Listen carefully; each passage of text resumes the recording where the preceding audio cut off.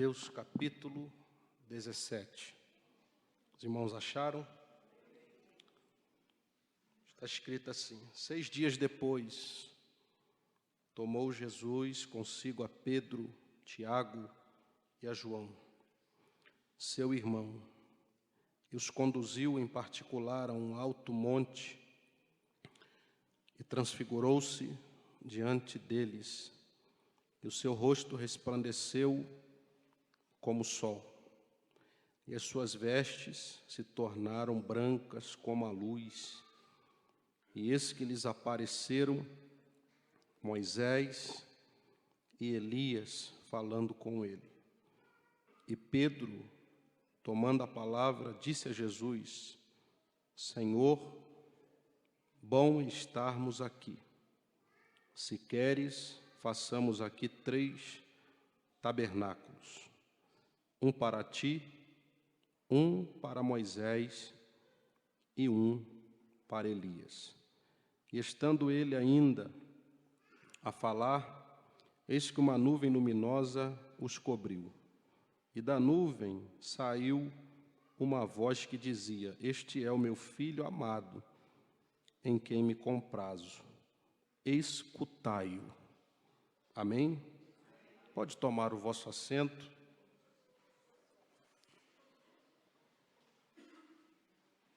Queridos, graças a Deus que nos deu mais uma vez o privilégio de estarmos na sua casa e fazermos uso da palavra do Senhor, nosso Pai, e com certeza estarmos aqui para exaltar o seu nome. Falei deste capítulo há dias atrás, numa quinta-feira. Talvez alguém que estava aqui, pode ser que esteja hoje, novamente. Mas Deus, Ele me deu, dentro desse capítulo, alguns esclarecimentos dentro da escatologia bíblica.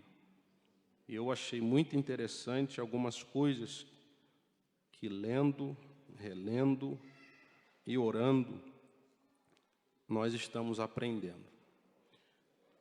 Eu comecei a pregar sobre o arrebatamento, alguma coisa acerca da escatologia bíblica, daquilo que eu ouvia falar, daquilo que eu aprendi ouvindo. Mas desde então, nos últimos tempos, eu tenho falado daquilo que eu tenho aprendido através da exposição bíblica, do estudo esporádico e com pesquisa a respeito desse assunto.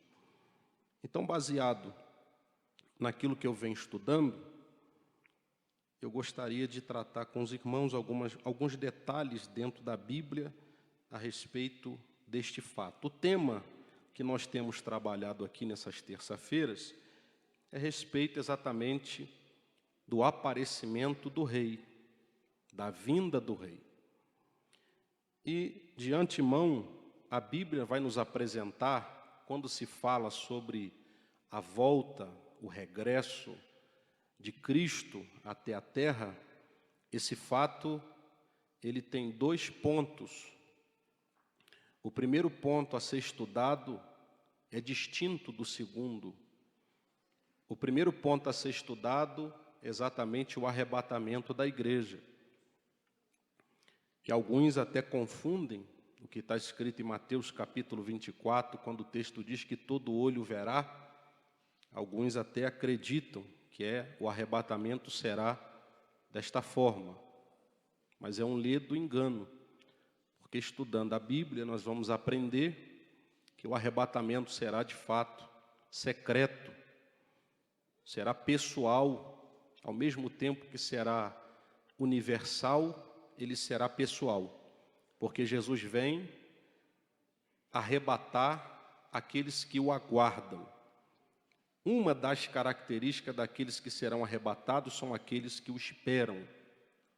Como está escrito em Lucas capítulo 8, que quando Jesus atravessou para o outro lado do lago, ou do mar, diz o texto que aguardavam, esperavam Jesus retroceder, porque Jesus havia passado para o outro lado. Então, da mesma forma, o arrebatamento é para aqueles que o aguardam. Isso é chamado na Bíblia da primeira fase, que é chamado o arrebatamento. A segunda fase da segunda vinda, essa sim, vai se cumprir texto como esse de Mateus capítulo 24, onde diz que todo o olho o verá.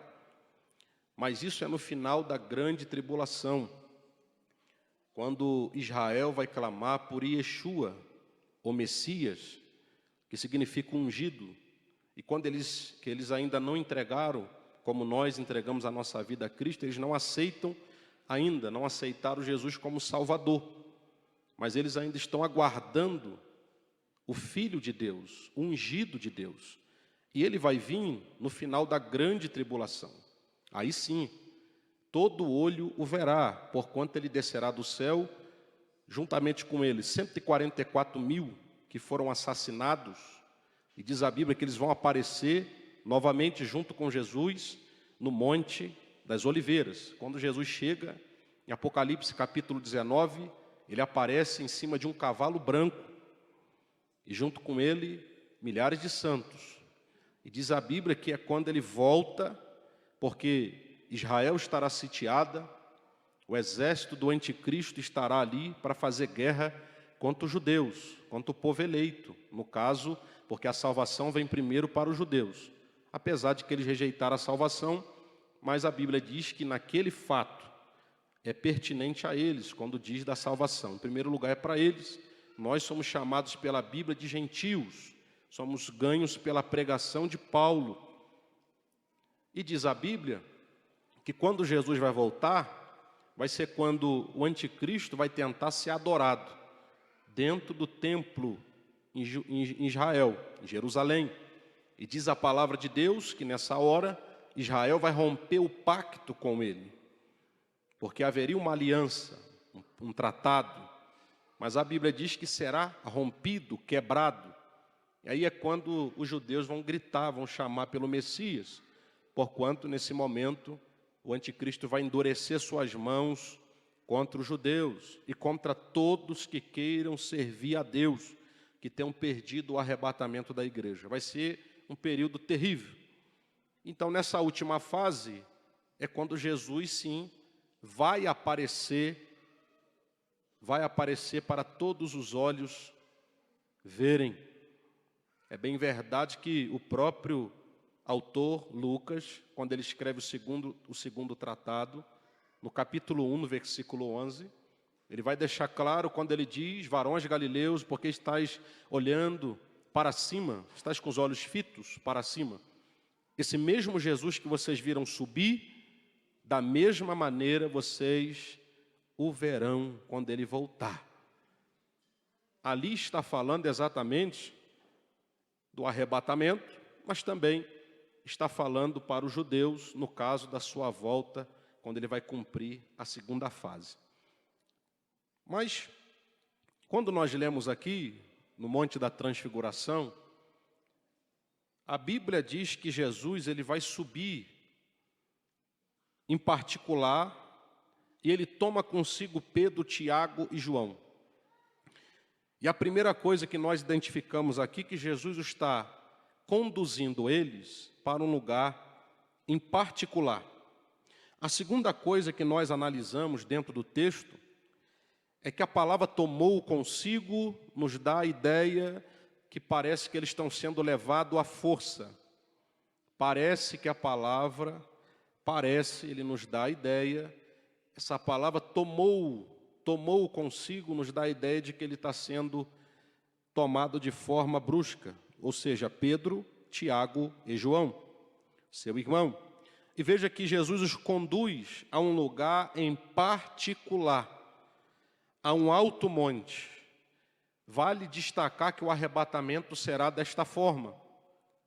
O arrebatamento será de uma forma secreta, o arrebatamento será de uma forma conduzida por Jesus, o arrebatamento será exatamente de um ato secreto. será um local particular por cima das nuvens, aonde nós seremos arrebatados da terra para se encontrar com Ele sobre as nuvens, cumprindo o que está em 1 Tessalonicenses, capítulo 4, versículo 16, quando diz que o mesmo Senhor descerá do céu, com alarido, a voz de arcanjo e trombeta de Deus. Aí diz o texto que os mortos, versículo 16 e 17, os mortos ressuscitarão de forma incorruptível, porque nós não precederemos os que dormem. Aí Paulo está fazendo uma conexão em 1 Coríntios capítulo 15 com 1 Tessalonicenses capítulo 4. 1 Coríntios capítulo 15, os mortos vão ressuscitar com corpo incorruptível, o seu corpo incorruptível. E Paulo vai dizer aos Tessalonicenses que de maneira alguma precederemos os que dormem. E diz a Bíblia que nós seremos arrebatados a encontrar com o Senhor nos ares.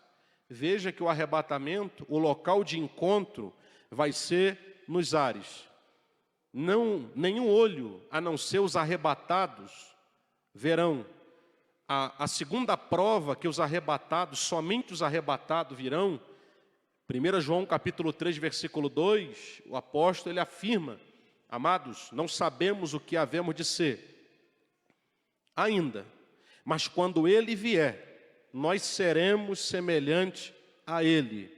Ou seja, a palavra semelhante significa que o corpo que Jesus tem, nós teremos um corpo semelhante ao que Ele tem. Só o irmão deu o amém ali. Mas isso é verdade. Nós teremos um corpo semelhante ao dele. Então, quando Jesus leva eles a um lugar em particular, a um lugar separado, a Bíblia está afirmando que existem algumas coisas que vão acontecer aqui no capítulo 17, que os 9 discípulos que andavam com Jesus não verão. Não verão. Apenas 3 discípulos, que o texto vai dizer, Pedro, Tiago e João, é que vão ter o direito de olhar, de observar o que vai acontecer. O que vai acontecer em cima é diferente das coisas que vão acontecer embaixo. E é interessante que o capítulo 17, ele se assemelha muito com Apocalipse capítulo 19. O capítulo 17 se assemelha muito com o capítulo 19. Você vê que aqui no texto, Pedro, Tiago e João sobe junto com Jesus. E o arrebatamento, a Bíblia diz que nós subiremos. Só que quem vai nos levar até Jesus é o Espírito Santo. Jesus está descendo, segundo Apocalipse capítulo 22, versículo de número 12. A Bíblia diz que Jesus está descendo do céu e diz o texto que ele traz consigo, nas suas mãos, galardões. Por que galardões? Porque vai se cumprir o que está em 2 Coríntios capítulo 5, versículo 10, que diz o texto que todos nós havemos de comparecer ante o tribunal de Cristo. E esse fato vai acontecer logo após o arrebatamento da igreja. 2 Coríntios capítulo 5, verso 10, Paulo afirma que todos nós, e a palavra nós ali é só para a igreja, não é para os outros. Porque os outros que não são igreja, eles vão comparecer sim, mas é Apocalipse capítulo 21, aonde eles vão comparecer, não é no tribunal de Cristo, eles vão comparecer no juízo final, eles vão comparecer no tribunal, aonde o trono é chamado trono branco. E esse grande trono branco vai ser um trono de jurisdição pesada. Não é para salvação, nem para galardões. Ali não haverá a palavra misericórdia. Ali não haverá segunda chance. Ali não haverá a palavra oportunidade. Ou seja, lá em Apocalipse capítulo 21, cessou. Ali vai se cumprir um texto, é a primeira vez que o inferno vai ser aberto, e a única vez na Bíblia que o inferno vai ser aberto antes do trono branco, ninguém saiu de dentro do inferno, ninguém. Mas a Bíblia diz que naquele dia o inferno vai ser aberto. E diz a Bíblia que os moradores vão ressuscitar para a condenação eterna. Apocalipse capítulo 21. E diz a Bíblia que os mortos pelo fogo, o fogo vai devolver os seus mortos. Aqueles que morreram afogados, o seu corpo vai voltar. Ele, querendo ou não, ele vai ter que comparecer ante o tribunal de Cristo. E o tribunal, na verdade, ali é para condenação. É o trono branco, é o juízo final. Ali é diferente do que é para a igreja. A igreja vai comparecer, 2 Coríntios capítulo 5, versículo 10, é para ser galardoado. E outra coisa, a segunda coisa que vai acontecer é que as nossas obras serão provadas. Porque os olhos de Jesus, segundo está escrito em Hebreus capítulo 12, verso 13, diz a palavra de Deus que todas as coisas estão patente nu diante dos seus olhos. Hebreus 4, 13. Todas as coisas estão patente e nu diante dos seus olhos. E isso vai acontecer cumprindo o que está em Apocalipse capítulo 1, que João viu seus olhos como chama de fogo. E quando Jesus voltar, cumprindo a segunda fase da segunda vinda, diz a Bíblia em Apocalipse capítulo 19 que ele volta para julgar. Ele não vai voltar, como diz em Zacarias, capítulo 9, versículo 11, exultai, alegrai-vos, ó filha de Sião, exultai Jerusalém, que aí vem o seu rei, humilde, simples, pobre, assentado em cima de um filho de asno, um jumentinho. Mas quando ele volta, diferente, ele vai voltar em cima de um cavalo branco. E vai voltar com uma espada na sua mão. Aleluia. Ou com a espada na boca, que é a sua palavra. E ele volta para julgar. E a espada que ele vai ferir, não é uma espada que nós fazemos uso dela na ferramentaria, através do aquecimento do aço ou do ferro, essa espada que nós utilizamos aqui. Mas a espada que ele vai utilizar é João capítulo 12, versículo 28. Eu não vim para julgar, não vim aqui para julgar, João capítulo 12, versículo 28. Mas eu já tenho quem o julgue. A palavra que eu tenho pregado, a palavra escrita, o verbo revelado, essa é que vai utilizar-se naquele dia como espada para ferir. E quando João Batista disse que o machado está posto à raiz, uma dos significados da palavra também é machado. A palavra é utilizada na Bíblia, simbolizada, como diz Jeremias, capítulo 23, versículo 29. Não é a minha palavra como fogo? Diz o Senhor. A palavra de Deus é simbolizada pelo fogo. Em segundo lugar, a palavra de Deus é simbolizada também pela rocha. Ou melhor, pelo martelo que quebra e esmiuça a penha, a rocha. Na segunda parte do texto ele diz, e como o martelo que esmiuça, que fere, que tira pedaços da penha, da rocha, é a palavra de Deus.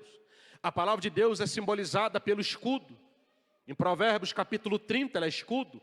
Efésios capítulo 6, versículo 17, a palavra também é simbolizada como espada, espada do Espírito.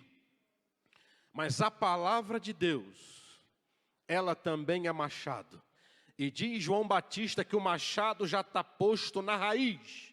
Não é machado da ferramentaria humana, que os ferramenteiros, eles preparam essas armas com as suas mãos, com o seu intelecto, e também com o uso do fogo natural. Mas a palavra de Deus é simbolizada como machado, mas esse machado aqui é espiritual, e ele já está posto à raiz. E veja o detalhe, A árvore que não produz fruto digno de arrependimento é cortada pela raiz e lançada no fogo. E um dos termos utilizado para inferno é fogo. A Bíblia diz que o inferno, fogo queima e não se apaga. Veja que a palavra de Deus, ela vai lançar muitos no inferno. Naquele dia não vai haver segunda chance ou terceira chance. Naquele dia vai cessar todas as oportunidades que foram dadas mediante a salvação pelo fato da vida. Porque naquele dia vai se cumprir texto como Romanos capítulo 6, cujo diz o texto na parte final, se eu não me engano, é o versículo 27 ao versículo 30, que Paulo diz que o salário do pecado é a morte. Naquele dia a paga pelo soldo vai ser totalitária, vai ser na virtude da pesada palavra de Deus e vai ser dado o salário todinho. Não vai haver esconderijo. Você vê que Adão, quando ele comeu do fruto do pecado, ele tentou se esconder no meio das florestas que haviam no jardim das árvores. Pegou folha de figueira e cozeu para fazer roupa, para cobrir. Mas a voz que ecoou no jardim de Deus, ela dizia assim: Adão, Adão, aonde estás? E Adão tentou se esconder, mas veja, ele não tinha condição de se esconder daquela voz potente, poderosa, cuja Bíblia diz que é como de muitas águas, ou como trovão, ou como relâmpago. Essa voz ecoou como trombeta no jardim do Éden, e ele não pôde se esconder de Deus. E quando a voz adentrou pelos seus ouvidos, a primeira atitude que ele tentou fazer era se esconder, mas não dava. A segunda atitude que ele tentou foi cobrir a sua nudez com folha de figueira, para tentar justificar o que ele havia feito. E porquanto ele tinha se achado na sua vergonha, que ele olhou para Eva e olhou para ele e viu que estava nu.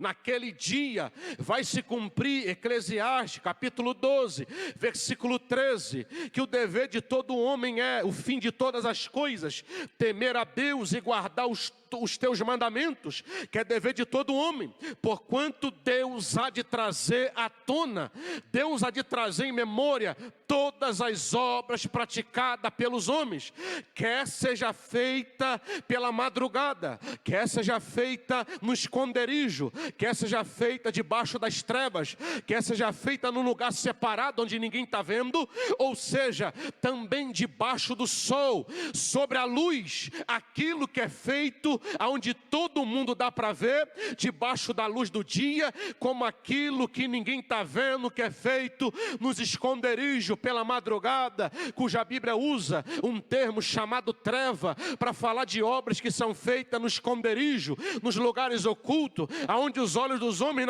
não encontram, não consegue chegar perto, não consegue se aproximar, não dá para ver com os olhos, com o nosso globo ocular, ou seja, está falando da falência, da onde os nossos olhos podem alcançar. Mas naquele dia, os olhos do Todo-Poderoso, que a Bíblia chama como sendo fogo, como olhos que são como fogo, fogo, fogo, esses olhos vão trazer à tona tudo que foi feito. A segunda coisa que vai acontecer naquele dia é que livros serão abertos. E um dos livros que serão abertos naquele dia, e vai ser um dia terrível, veja que Adão, ele tentou justificar, cobrindo-se com folha de figueira, tentando tirar a sua nudez, tentando justificar como seu estado estava. Ora, Deus havia revestido ele de luz. Parece que Deus tirou a roupa de Satanás, cujo nome é Lucifer, portador da luz, ou aquele que é chamado de candeeiro, ou aquele que habita a luz, luzeiro. primeiro, parece que Deus tinha tirado dele e tinha dado para Adão. Adão estava nu, Eva estava nu, mas andavam vestidos de luz. Neles havia luz. Porém, a Bíblia diz que eles trocaram a luz que Deus deu para eles quando eles comeram o fruto da morte. E quando eles comeram o fruto da morte, eles comeram com a intenção de descobrir os segredos, porquanto Satanás disse para eles: olha, se tu comer, tu serás como Deus. E Satanás aguçou o entendimento deles, transformando a verdade na mentira, usando o texto para dizer para eles que se eles comessem do fruto da árvore do conhecimento do bem e do mal, eles conseguiriam ser semelhantes a Deus. Contudo, quando comeram do fruto, a Bíblia diz que agora a morte passou a fazer parte da vida de Adão. Agora a Bíblia diz que a morte adentrou até dentro do jardim de Deus. A Bíblia diz que os campos começaram a morrer. Diz a Bíblia que começou a nascer. A Bíblia diz que havia espinhos e abrolhos começaram a ser produzidos. E diz a palavra de Deus que Adão foi expulso do jardim do Éden, porquanto desobedeceu. E por que, irmão, que Deus expulsa ele de lá? Deus expulsou ele para que ele não comesse do fruto da árvore do bem e do mal. Mas me chama a atenção é que dentro do jardim do Éden havia o fruto da árvore da vida, do conhecimento do bem e do mal também estava lá. Mas eles preferiram comer da árvore da morte do que comer da árvore da vida. Eles preferiram tocar no fruto da morte do que colocar na sua mão o fruto da vida. Eles preferiram se deleitar com o fruto da morte do que se banquetear com o fruto da árvore da vida. A decisão também será nossa. Se nós perdemos o arrebatamento e não conseguimos chegar no céu, lá no inferno também tem fruto de recompensa, aonde a Bíblia diz que lá existe uma paga, um soldo. E diz a Bíblia que aqueles que morreram e todos que foram introduzidos no inferno, no Sheol, no Hades, no Geena, aonde a Bíblia diz que daqui a algum pouco, aquele que morre vai direto para a sepultura, da sepultura vai para o Hades, aonde existe um abismo, e aonde existe também um profundo abismo, um grande abismo chamado pela Bíblia de Tártaro. Ali será um lugar muito ruim, ali será um lugar de dor. E por último, o local onde não foi ainda inaugurado, é chamado Geena. É o lago de enxofre, o lago de fogo. Para aqueles que perderam a salvação, eles vão provar do fruto da morte, aonde a Bíblia chama de dano da segunda morte. E ali, esse fruto vai ser pago agora para os arrebatados. Para aqueles que se cumpriu, que está aqui em Mateus capítulo 17.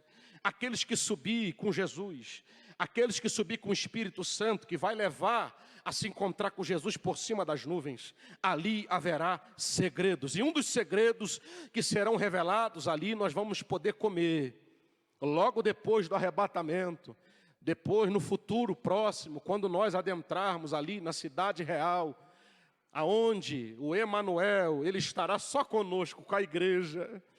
Aleluia. Agora o Emanuel, o mesmo Emanuel que diz Isaías, no capítulo 9, versículo 6, o menino nasceu, um filho se nos deu, os principados estão sobre os seus ombros, e o seu nome será maravilhoso, vírgula, conselheiro, vírgula, Deus forte, vírgula, Pai da eternidade, vírgula, príncipe da paz, que também é chamado de Emanuel, o Deus conosco, que no caso ali, a palavra Emanuel é pertinente para os judeus, porque nós não vimos ele. Nós não tivemos a oportunidade de sentar com ele, nós não tivemos a oportunidade de ouvir ele falar com a sua boca, nós ouvimos ele pela sua boca, pela palavra, pela profecia escrita, revelada, e pelo Espírito Santo que testifica dele. Mas naquele dia o Emanuel estará conosco nas bodas do Cordeiro. O primeiro lugar que nós vamos se encontrar com ele é por cima das nuvens.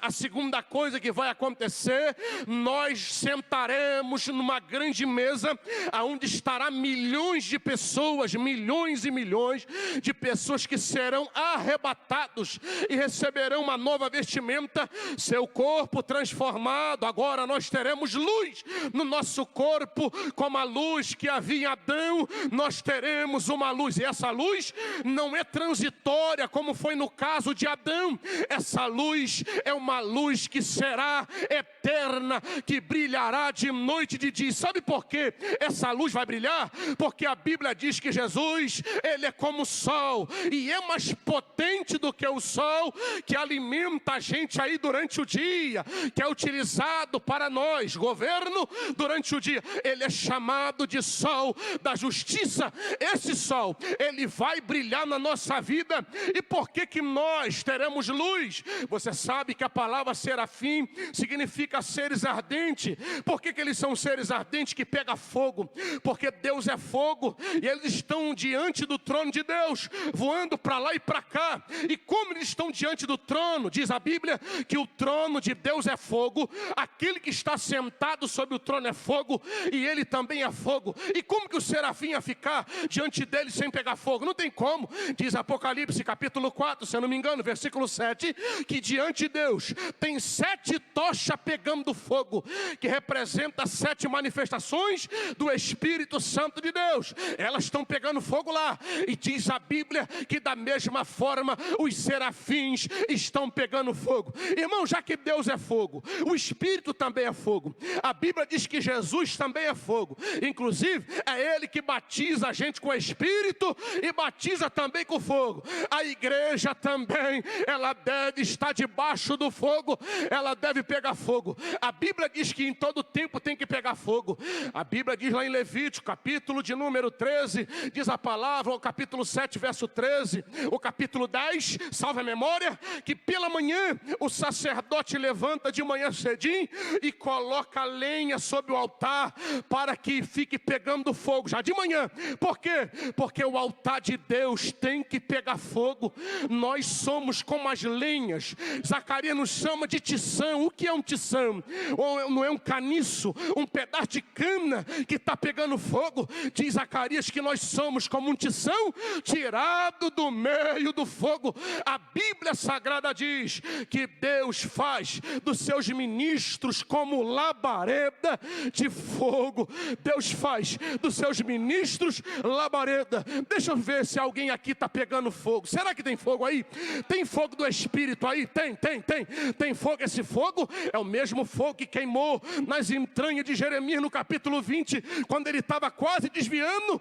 O aquecimento, aleluia, não é o aquecimento global, mas é o aquecimento da igreja. É o fogo do Espírito, é o fogo de Deus. Eu não sei se existe um aquecimento global de verdade, mas eu sei de uma coisa: o fogo do Espírito está aí, e esse fogo está queimando, e ele quer queimar dentro de nós. Deus, ele quer acender essa chama, e ela não pode se apagar. A igreja de Deus, ela será tirada da terra, mas vai subir com uma tocha de fogo.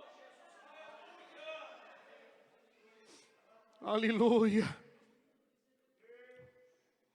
E veja, os senhores, a Bíblia diz em Mateus capítulo 25, as amigas da noiva, as amiguinhas da noiva, do capítulo 25, diz a Bíblia que as nobres virgens, a Bíblia diz que as virgens são amigas da esposa, são amigas daquele que estava para se casar. E diz a palavra de Deus que elas carregavam luz. Veja, a Bíblia diz que para entrar naquela festa, é o noivo que permite quem entra ou quem não entra. A verdade é, aquele casamento representa o casamento da igreja. Diz a Bíblia que ele representa um grande casamento. É um casamento que vai acontecer. Diz a Bíblia que quando o noivo vai chegar, ninguém sabe o momento certo. Mas uma coisa é, ele pode chegar até de madrugada. A certeza é que ele vem. Diz a Bíblia que as virgens, elas não sabiam o momento e a hora. 5 são chamadas de prudente, 5 são chamadas de imprudente. As prudentes, elas tinham azeite que ficava pendurado no seu pescoço numa vasilha. Diz a Bíblia que, segundo a história, elas utilizavam em uma das suas mãos, tinha que ter flores. Na outra, elas tinham que carregar o candeeiro.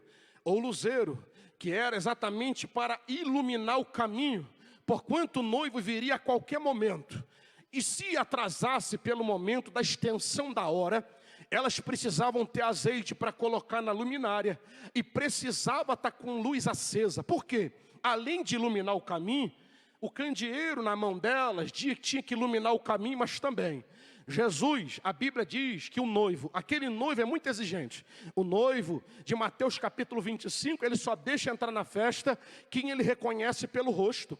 E diz a Bíblia que elas estão ali também para iluminar. Veja os senhores, se alguém chega na sua casa de madrugada e não tem luz do lado de fora, se a sua luz do lado de dentro estiver queimada, você não vai deixar a pessoa entrar sem você saber quem é que está no seu portão, quem é que está batendo na tua porta, quem é que está chegando. Eu conheço, não conheço? Quem é a pessoa que vai entrar na sua casa? Não entra qualquer tipo de pessoa, só entra quem é convidado. Também será da mesma forma na morada celestial, será da mesma maneira lá em cima no trono real. Só vai sentar na mesa do Cordeiro aquele que for chamado pelo nome, aquele que ouviu o alarido, a voz de arcanjo, a trombeta de Deus, aquele que ouvia a voz do Cristo convidando ele para subir, e imediatamente ele sabe que a voz de Jesus é o convite assinado para que possamos adentrar nas moradas celestiais. Dessa festa só participa aquele que tem um carimbo real, aquele que o sinete do rei foi apontado, aquele que o rei fala com ele: entra, pode chegar. Aquele que ouve da boca do rei: entra, porque a porta está aberta. Mas alguém pode tentar entrar, e às vezes quando o noivo chegar de madrugada, se ele chega muito tarde, quando alguém for tentar comprar o óleo, tentar acender a lamparina, já é tarde. E diz a Bíblia que as 5 imprudentes saíram para comprar, mas quando chegaram na venda e compraram o azeite, quando voltaram, aparece alguém, um anônimo, no capítulo 25, no versículo, salva a memória, versículo 6, que diz a palavra de Deus, que no tardar do noivo, ambas tosquenejaram, mas apareceu um anônimo, que tinha uma mensagem, a mensagem da hora, e era a mensagem, mesmo sendo anônimo, ele tinha a palavra certa para a hora certa. Ele dizia na sua boca, com muita eloquência, gritando, disse ele: aí vem o esposo, saí-lhe ao encontro. E diz a Bíblia que a noiva, ela já estava preparada, as amigas tentaram entrar, mas já era tarde para entrar. Quando as 5 imprudentes chegaram, diz a Bíblia que o portão já estava fechado. Eu acredito que alguém se debateu, alguém gritou para tentar entrar, mas diz a Bíblia, irmã, para nós que seremos arrebatados, Paulo deixa uma palavra, lembrando de Moisés, quando a Bíblia diz que Josué cobriu o seu rosto com véu, diz a Bíblia que aquela glória passageira era muito menor, e Paulo vai dizer no Novo Testamento, escrevendo à igreja dos Coríntios, que nós, de cara descoberta, aleluia, vamos adentrar com coragem, diante do trono do rei, com coragem. Nós temos porta aberta para carregar a glória de Deus, que não é transitória. Esse texto, irmão, ele vai se cumprir na plenitude, quando o arrebatamento acontecer. De cara descoberta, vamos adentrar no santuário da glória, e o veremos como ele é, aleluia. Oh, aleluia, aleluia, aleluia. Jesus vai voltar, Jesus vai voltar. A Bíblia, irmão, enfatiza alguns pontos interessantes a respeito da primeira vinda.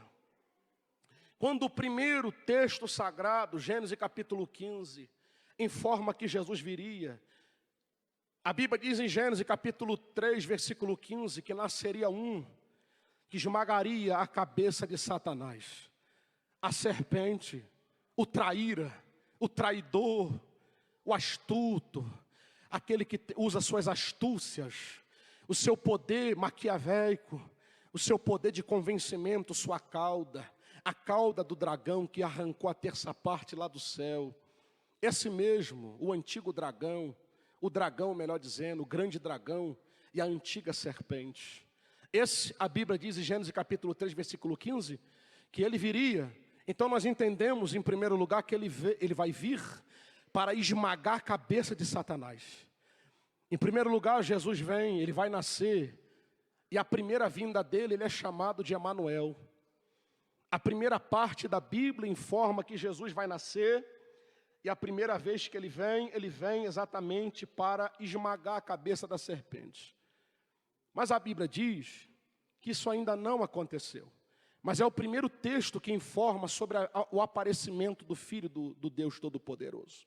O apóstolo Paulo ele afirma em Romanos, capítulo 16, versículo 27, que em breve o Deus de paz esmagará a cabeça de Satanás debaixo da planta dos nossos pés.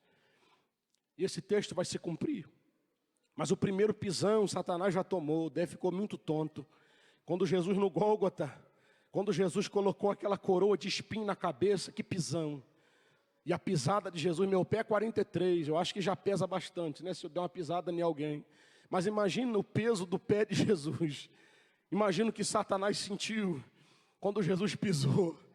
Satanás deve ter ficado desesperado quando ele disse, Pai, a ti eu te entrego o meu espírito. Suspirou, inclinou a sua cabeça, que desespero. Satanás deve ter ficado maluco quando a morte estava lá olhando para ele na cruz, no Gólgota. E a morte parece que dialoga com ele, dizendo assim, quando o Senhor quiser, o Senhor diz, eu não posso te tocar porque em ti não há pecado. O bicho está gritando aqui comigo para me te matar, mas eu não posso. Quando o Senhor decidir morrer, aí é com o Senhor. E a Bíblia diz que até então Satanás, a morte vinha e pegava mesmo. Mas com Jesus, como é que é matar aquele que não tem pecado? Só pode morrer quem peca, o pecador. Quando a morte olhou para ele, via na cruz a pureza. Os algozes olhavam e dizia para ele, desce tudo aí, curaste tu a muitos. Mas a morte olhava para ele, olhava o santo. Os algozes olhavam para ele, dizia para ele, você ressuscitou os mortos, você não pode descer daí também? Fizeste tantos sinais e maravilha, mas a morte olhava para ele e via assim, o Filho de Deus está ali. O Todo-Poderoso está ali. Aquele que me criou está ali. O meu dono está ali, porque a morte só existe porque Deus criou. Porque a morte não se mandava, ela não podia nascer do nada. Foi Ele que criou a morte. Foi Ele que criou as trevas. Foi Ele que criou a luz. Ele que criou todas as coisas. Então quando a morte olhava para ele, não podia fazer nada. Pensa no desespero. E diz a palavra de Deus, que quando o diabo viu, Jesus desceu lá. E diz a palavra de Deus que ele tomou da mão de Satanás a chave da morte. Até da casa de Satanás, Jesus pegou a chave. Mas é interessante, Jesus ainda permitiu o diabo ficar do lado de fora da casa dele. Né, pastor? A casa dele, né, lá no inferno. Jesus tomou a chave da morte, está com ele a chave da vida, e diz a Bíblia que ele tomou a chave da casa de Satanás. Até da casa do diabo ele nem chave tem para entrar. Mas Jesus permitiu ele ficar do lado de fora. Você vai ler em Apocalipse que tem demônios tão terríveis que Jesus encerrou eles no abismo. E eles só vão poder sair no período certo, na grande tribulação. E eles estão acorrentados, presos, e não pode sair de lá. Mas o dragão, Jesus deixou ele ficar do lado de fora. Mas ele vai ser preso no milênio. Ele vai ficar 1000 anos preso longe da terra. Enquanto nós estaremos aqui sentados, mas também estaremos de pé. Porque nós estaremos aqui reinando. Nós estaremos aqui governando as nações com vara de ferro na mão. Eu não sei quantas províncias você vai governar, mas haverá diferenças. Alguns vão ter domínio, como Jesus disse, você vai pegar isso aqui agora, pega aí. Quando Jesus multiplicou o pão, o que ele disse por discípulo? Repartir de 50 e 50. Outro texto vai dizer para ele repartir de 100 em 100. Você vai ver que alguns vão dominar 50, outros vão dominar 100. Porque cada um vai receber um tipo de galardão e vai receber o direito de governar uma certa parte de algumas províncias que serão governadas por nós aqui na terra no milênio. E Deus ele vai nos deixar, Jesus, alguém vai governar 50. Alguém talvez vai governar uma província, porque isso aí vai diferenciar sobre o tipo de galardão que nós vamos receber. Então, quando Jesus ele veio, eu já vou caminhar para encerrar, são 20h40, já está na hora, né, de parar. E diz a Bíblia que quando Jesus veio, em primeiro lugar, você vai ver que ele veio, como diz Zacarias, ele veio, aparentemente o seu aparecimento aqui na terra, Zacarias capítulo 9, verso 11, parece que ele está fraco. Porque o texto informa que ele é pobre, humilde e vem sob um asno.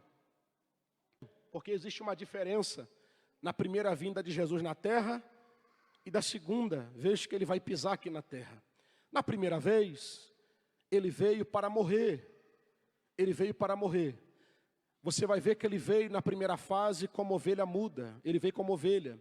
Isaías capítulo 53, no versículo de número 7, a Bíblia informa que Jesus veio aqui na terra como ovelha muda, que estava sendo guiada, direcionada. Essa expressão é parecida com a expressão que aparece no Novo Testamento, que Jesus olha para Pedro e diz assim: Pedro, quando tu se converter, você vai ensinar os seus irmãos.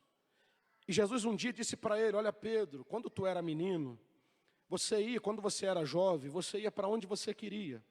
Você andava para lá, você andava para cá. E Jesus vai dizer para ele uma expressão essa expressão é semelhante a uma cadeira de roda. Chegará o dia que vão te conduzir para lugares que você não vai querer ir, mas vai ser necessário você ir. Você vai ver que Pedro vai ser conduzido à prisão. Imagina, ele está pregando o evangelho, ele e Tiago são presos. Você vai ver que Paulo também foi conduzido. Essa condução aqui, a expressão bíblica é semelhante a uma cadeira de roda, aonde você senta na cadeira de roda e alguém te conduz até o local que você precisa ir. E se você estiver numa cadeira de roda, no meio da rua, se alguém pegar ele na cadeira de roda, você não tem como se defender muito. Você vai ser guiado, vai ser levado para onde alguém quer. Então, quando Jesus veio à terra, veja, ele estava diante de Caifás, ele estava diante das autoridades sacerdotais. E o povo pede, em Mateus capítulo 27, onde mostra a crucificação de Jesus. Quando Jesus ele entra pela Via Cruzes, você vai ver que o apóstolo Pedro, ele vai seguir Jesus de longe. Ele vai seguir de Jesus de longe. E Jesus é conduzido como ovelha. A Bíblia diz que alguém vai pedir assim: olha, eu não estou vendo nada para condenar ele. Marcos vai mostrar que Jesus vai ser chicoteado. Ele vai receber uma sentença. Porque alguém dizia: condena ele e salta Barrabás. Aí a Bíblia diz que ele vai ser chicoteado. Ele vai ser esbofeteado, ele vai apanhar, e ele vai ser utilizado, o carrasco vai utilizar o azorrague, que era um chicote, que tinha sua ligadura, ou tinha ossos, ou então tinha metais, era utilizado ossos, e esses ossos quando batia dilacerava a pele, quando puxava vinha agarrado, e aí dilacerava, machucando o camarada. Por isso que era 39 mais 1, ou 40 menos uma chibatada. Diziam eles que o homem poderia até levar 40, mas não podia levar mais do que isso. E a Bíblia diz que cada chicotada que Jesus tomava, dilacerava suas costas. E diz a Bíblia que ele apanhou. E como ovelha, veja, ele está sendo conduzido. Estão levando ele, e ele não faz nada para se defender. Ele poderia ter gritado: eu sou, todo mundo ia morrer ali na hora. Ele poderia condenar todos eles iam direto para o inferno na hora.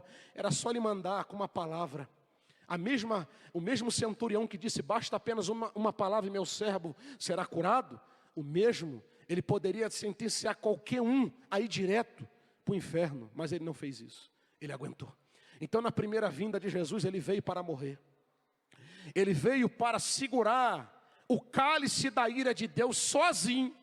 Quando ele desceu aqui na terra, ele desceu para segurar e tomar o cálice da ira de Deus sozinho. Para isso ele veio aqui. Como ovelha foi conduzido. Na primeira fase que Jesus veio aqui como Emanuel, ele veio não para se assentar num trono. Ele veio para receber coroa de espinho. Ele veio para ter seus pés transpassados por pregos, cravos. Ele veio para ter o seu lado direito transpassado. Ele veio aqui para resgatar a igreja. Da mesma forma que do lado direito de Adão nasceu Eva, do lado direito também de Jesus brotou a igreja. Ele veio, na primeira fase, ele veio para aqueles que haviam se perdido, mas eles rejeitaram. Na segunda fase, quando ele vem para aqueles que o aguardam. Na primeira fase da segunda vinda, diferente da primeira, Jesus ele vai voltar sim, só para se encontrar com a igreja dele. Ele vai voltar sim, não é para Israel. Ele vai voltar para qualquer um na face da terra Porque na primeira vez Jesus pisou nos terrenos da Judéia, nasceu em Belém de Judá, nasceu numa manjedoura, nasceu no meio, irmão, de estrume, nasceu ali no local onde tinha cavalos, no local para burros, para jumentos, um local onde ficavam os animais. Na primeira vez que ele veio exatamente no local que era um local onde as pessoas eram tidas como humilhação. Era um local, por isso disse Natanael: pode vir alguma coisa boa de Nazaré? Ele veio ali, nasceu ali. Quando Jesus veio na primeira vez, quando Jesus nasceu, muita gente morreu. Porque Jesus nasceu, as crianças foram mortas, muitas crianças morreram. Mas quando Jesus morreu, muitos santos em Jerusalém ressuscitaram. Na segunda fase, quando Jesus voltar, na segunda fase, na primeira fase da segunda vinda, quando ele voltar, vai trazer muita vida para aqueles que morreram. Quando Jesus voltar, os mortos ressuscitarão incorruptíveis. Enquanto que Jesus nasceu e quando ele era um menino, muitos meninos morreram. Na segunda fase, quando Jesus vem, na primeira fase da segunda vinda, a Bíblia diz que os sepulcros vão ser abertos e nossa mamãe, se tiver partido, nossos pais tiverem partido, minha mãe está viva, mas se minha mãe partir amanhã, se eu partir amanhã e for sepultado, e a Bíblia diz que se eu for para a sepultura, no âmbito do arrebatamento, Jesus vai arrancar o nosso corpo falido e receberemos vida de novo. Na primeira fase da segunda vinda ele vem diferente. Na primeira fase da segunda vinda, ele vem com roupas humildes, roupas simples, aonde alguém o reconhecia que ele era judeu pela sua vestimenta, como João, capítulo 4, a samaritana, como tu sendo judeu, reconheceu ele pela vestimenta. Na segunda fase, aleluia, para nós, na primeira fase da segunda vinda, nós daremos de encontro com ele, seus olhos como chama de fogo, cabelo reluzente, branquinho, reluzente como a neve. Neve você já viu, né? Se você for lá no monte bem alto, se você subir montes altos, se você chegar lá em cima, como esses montes que as pessoas fazem aí um tour, homens corajosos que sobem e vão para um monte muito alto, como vou dar como exemplo o Monte Ararat, aonde a arca de Noé ficou em cima, repousou. Se você subir nesses lugares, é tomado de neve, e se você chegar nesses lugares, a neve é muito branca, e você não consegue ficar olhando muito tempo, tem que colocar um óculos, ou então você fica cego. Quando no âmbito do arrebatamento da igreja, é tão verdade que João, quando olhou para ele, diz a Bíblia, Apocalipse capítulo 1, que quando João debateu-se de frente com o rosto de Jesus, sua vestimenta branca, seus olhos como chama de fogo, pés como se tivesse levado, como se tivesse polido, como latão que foi levado a alta temperatura para ser tomado como ouro, e brilhante, bonito, reluzente. Diz a Bíblia que seus olhos como chama de fogo, cabelo branco como a neve. João caiu como morto, porque não aguentou. Da mesma forma que o ser humano sobe nos montes altos desse mundo e não consegue ficar olhando para a neve sem óculos, só que dessa vez vai ser diferente. João caiu como morto, nós o veremos como ele é. Aleluia! Nós o veremos como ele é, aleluia. O rosto dele como o sol, que Saulo, em Atos capítulo 8, ficou cego, cuja Bíblia diz, a mesma luz que apareceu para Saulo. Um texto em Atos diz que os homens que estavam andando com Saulo viram e ouviram. Outro texto diz que eles não ouviram, ou melhor, não viram, mas ouviram a voz do Yeshua, que falava com Paulo, que falava com Saulo. E diz a Bíblia que quando Saulo viu ele, Saulo ficou cego. Mas quando Jesus voltar para a igreja, vale um glória a Deus, em vez de ficarmos cegos, a revelação vai aparecer. A revelação, a cortina, a segunda fase, aleluia, é a segunda fase, é a fase de tirar a cortina, de remover o véu. A primeira vez que Jesus veio na terra, ele veio para romper o véu do templo, o véu sacerdotal, o véu que trazia uma divisão entre Deus e o homem. Diz a Bíblia que na primeira vez que ele veio, o véu foi rasgado de alto a baixo, dizendo pela expressão profética da palavra de Deus, o véu foi rasgado de cima a baixo, porquanto o homem não tinha condição de conseguir a salvação e fazer um concerto com Deus. Mas Deus olhou do céu e disse: meu filhão vai morrer por vocês, e eu vou rasgar o véu da separação, vou deixar vocês entrar no jardim, aleluia. Enquanto Adão foi expulso e foi colocado um véu de separação, Jesus veio e tirou o véu da separação.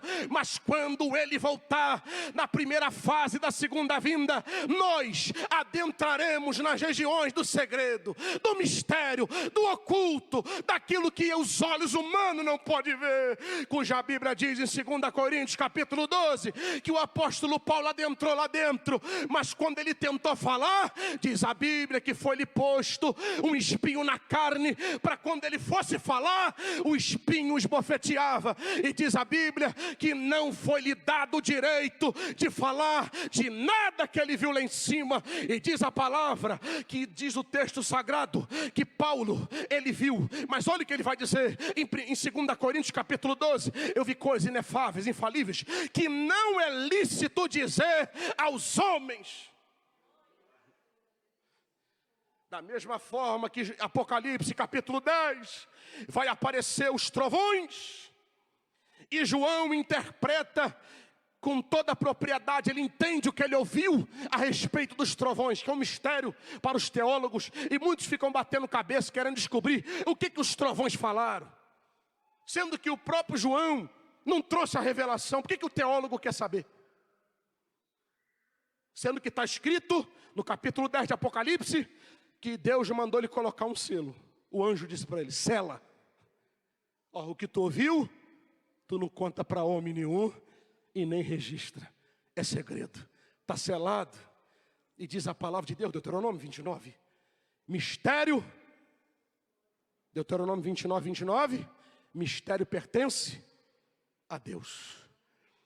Mas só que naquele dia, eu estou terminando, fique de pé. Naquele dia, o mistério vai ser revelado. Eu encerro aqui agora. A Bíblia diz que quando Jesus subiu, ele se transfigura. Nós o veremos dessa forma, glorificado. Seu corpo transformado. E diz a Bíblia que quando eles viram ele, você vai ver que também apareceu, quando eles estavam ali, Jesus ficou como o seu rosto como o sol, igualzinho a Apocalipse capítulo 1. Sua vestimenta, elas se tornaram brancas como a luz, é desse jeito que está. E eis que lhes apareceram Moisés e Elias, eu já falei disso aqui, eu vou repetir, mas eu estou terminando, é 2 minutinhos. Moisés representa a lei, mas em segundo lugar, Moisés também representa os mortos ressurretos. Os mortos que vão ressuscitar. Elias representa os profetas, mas Elias, em segundo lugar, ele representa a igreja arrebatada, porque Elias não morreu, mas ele está aqui. Elias aparece junto com Moisés, então lá em cima vai estar os mortos, ressurretos e os arrebatados. E quem vai estar lá para a festa? Jesus e os seus discípulos. E veja que quando Jesus vai descer, você viu que apareceu uma nuvem. Eu não falei disso aqui. A mesma nuvem que apareceu no Sinai, a mesma nuvem que quando a Bíblia diz, é só para você ver a diferença, quando Jesus apareceu a primeira vez na terra, ele foi batizado, o céu se abriu, as nuvens saíram da frente, e o povo ouviu a voz de Deus dizendo: este é o meu filho amado, ao qual me traz muita alegria. Aqui diz a Bíblia que uma voz vai ecoar, mas ela vai ecoar sobre as nuvens. É porque nós que vamos encontrar com ele por cima das nuvens, Nós vamos ouvir e vamos ver. Só para nós, os arrebatados, quando chegarmos lá. Agora veja os senhores, você vai ver que quando Jesus vai descer do monte, quem está lá no pé do monte? Vê se não é a grande tribulação aqui. Jesus vai descer do monte, quem ele encontra? Ele encontra os 9 discípulos, e o povo estava esperando ele lá embaixo. Não é na grande tribulação isso aqui? Na grande tribulação, o povo vai estar esperando Jesus embaixo. E eles vão gritar, como eu disse na introdução da mensagem, que eles vão chamar por Messias. E quando o Messias descer, eles estarão no pé do Monte das Oliveiras. E Jesus vai descer e vai fender o Monte das Oliveiras em 2 bandas. O povo estava embaixo quando Jesus desceu do Monte da Transfiguração. E veja quem desce com ele. Desceu Pedro, Tiago e João. Nós também, aleluia, eu acredito que nós vamos descer com ele naquele dia e vamos aparecer lá em Jerusalém. Eu nunca fui lá. Tem viagem aberta aí, para quem quiser ir. Minha esposa até estava comentando, os pastores agora, né, não estou criticando, mas agora estão fazendo viagem para Israel direto, né? Eu não tenho dinheiro para pagar, cerca de $5.000, é muito dinheiro. Mas naquele dia, pastor Wesley, se a gente não for, irmãos queridos, se a gente não conseguir ir em Israel, nós vamos ir de graça. Não vai precisar pagar. Não vai precisar para alguma empresa de turismo, nós vamos descer com ele. E olha quem vai nos recepcionar, olha quem vai descer com a gente. Em vez de a gente chegar lá e ter um homem desconhecido nosso, um judeu comum, que vai falar, olha, aqui é o lugar que Jesus foi morto, ó. Aqui é o lugar da caveira, é o Gólgota. Aqui é a Via Cruz, onde ele passou. Irmão, nós não vamos precisar, porque o próprio que vai nos conduzir para tudo é o próprio Jesus. Levante a sua mão, se você puder adorar o nome do Senhor. Levante a sua mãozinha e dê glória ao nome